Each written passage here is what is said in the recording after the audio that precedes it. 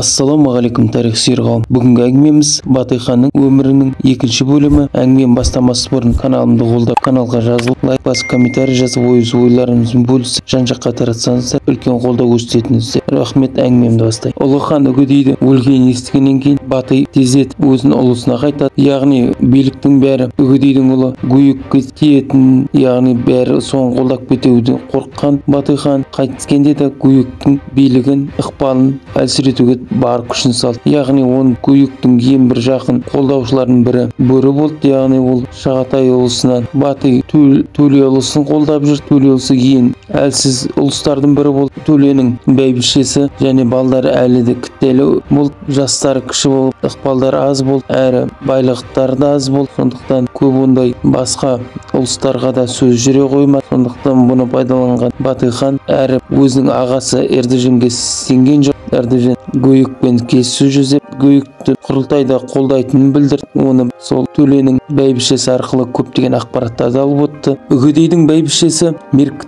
тайпасынан шығатқан, ешқандай Шыңғыстың ұрпағына қатысы жоқ. Ол ұлы құрылтай болмас бұрын көп билік соның қолына түсті. Әрі ол өзінің билігін, ықпалын жоғалтып алмас үшін құрылтайдың болар уақытын соза бастады. Яғни ұлы хан сайланса мүлдем биліктен шеттетілетінін түсінді. Бұны Гүйіктің қатты қиналды. Яғни уақыт соза беріп билігін жоғалтып алам ба, ықпалы кетіп қалам ба деп қорыққан Гүйік қайта Батый қуанды. Уақыт бар екен, әлі жан-жақпен сөйлесіп келіссөздер жүргізіп, Гүйікке қарсы үлкен саясат жүргізіп, ықпалын өткізіп, яғни құрылтайда өзінің қалаған кандидатына үлкен қолдау жасау керек екен. Уақыт созыла бере ықпалы жоғалып баратқанын сезген Гүйік құрылтай бітпестен үлкен қол жинап, батысқа біз үлкен жорық жасаймыз деп кірісе бастады. Бұны естіген Батый да қарсы қол жинады. Яғни батысқа жорық болса, Батыйдың жерімен өтеді. Яғни ол батысқа емес, сол батысты себеп қылып Батыйды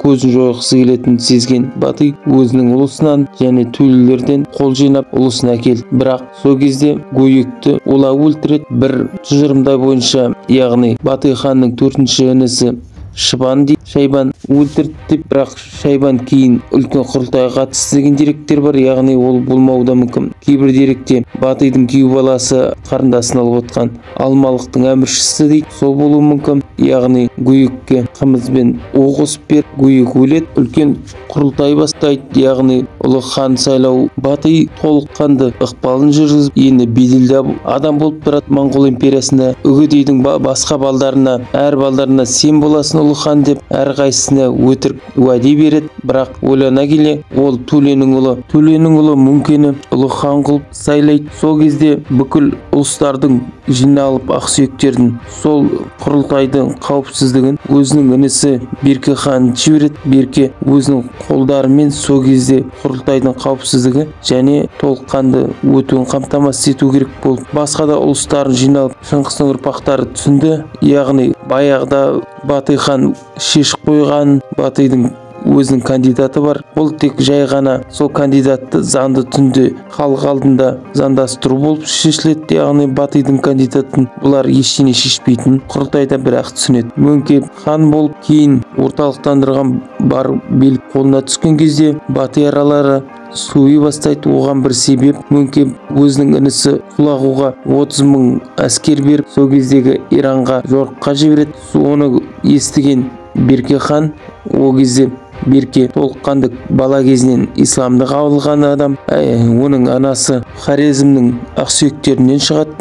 Яғни Берке өзі мұсылман және мұсылман әлемін қорғаушысы деп сезінді. Құлағудың 30.000 әскермен келатқанын естігесін, Батыйға ағасына барып арыз айтады. Яғни біз осы Мөңкені біздің арқамызда хан болып, барша ұлы хан қылып сайлады. Ал бұл адам жақсылығын түсінбейді екен, бізге қарсы қол жинап жатыр. Яғни біздің ықпалымыздағы, біздің қол астымыздағы жерлерді жаулап алғысы келеді, бізді қарсы істерін сөйтірқы деп Батыйда келісіп, Құлағу Әмударияға келген кезде бұл өзені өтсеңдер бізге қарсы жорық жасағандарың деп Батый үкім шығарады. Сондықтан ұлы хан Мөңкенің де жарғын приказын бұзғысы келмеген әрі Батыйдан да қорыққан Құлағу сол жерге өзінің ордасын тігіп сорада бекіне бастайды. Яғни Әмударияны кешуге Батыйдың әскерлеріне қорқады. Берке хан мен Батый үлкен қол жинап, бұларға қарсы Иранды, Ауғанстанды, Иракты көп жерлерде өздері жаулап, үлкен жорықтар жасайды. Кейін Мөңке